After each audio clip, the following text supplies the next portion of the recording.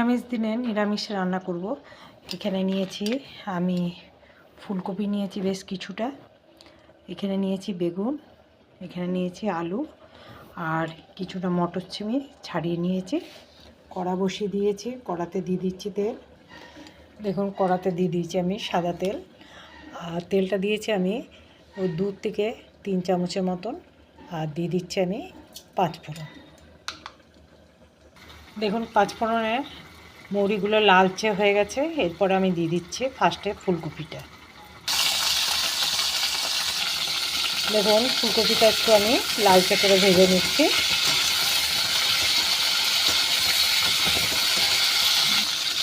দেখুন ফুলকপিটা হালকা লালচে হয়ে গেছে। এরপরে দিয়ে দিচ্ছি আমি বেগুনটা।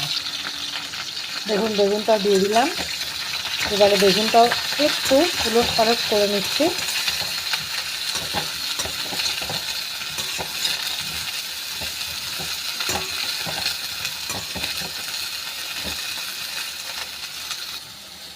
দেখুন বেগুনটাও একটু সামান্য হালকা করে একটু ভেজে নিলাম। এরপরে আমি আলু দিয়ে দিচ্ছি। এবারে সবগুলো ভালো করে সুন্দর করে নাড়িয়ে নিচ্ছি।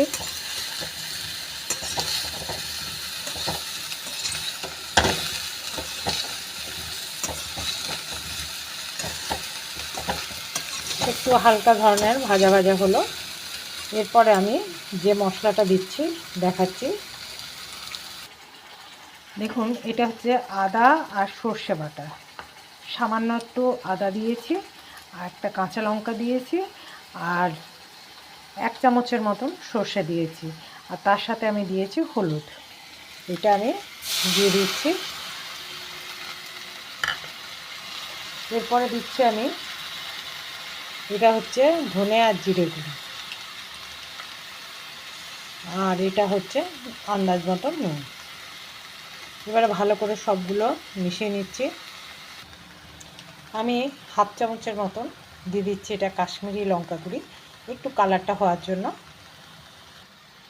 এরপর আমি দিয়ে দিচ্ছি ছাড়িয়ে রাখা মটরশুঁটিগুলো দিয়ে দিলাম।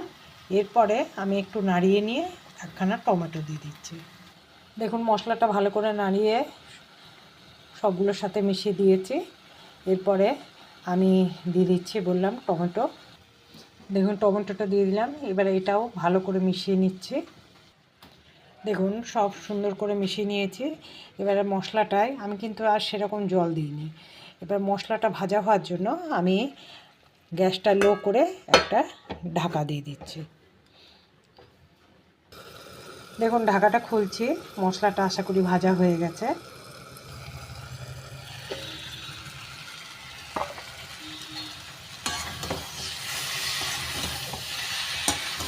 দেখুন মশলাটা একদম সুন্দর করে ভাজা হয়ে গেছে। আর যেহেতু নিরামিষ রান্না, একটু আমি 1 চামচের মতন চিনিও দিচ্ছি। আর পাশে দেখুন একটু গরম জল বসাতে দিয়েছি কড়াতে। এই গরম জলটাই এতে দেবো। যে কোনো রান্নাতে দেখবেন গরম জল দিলে রান্নার স্বাদ আলাদা হয়। দেখুন 1 চামচের মতন চিনি দিলাম, আর গরম জলটা আমি দিয়ে দিচ্ছি। আমি জলটা দিয়ে দিলাম।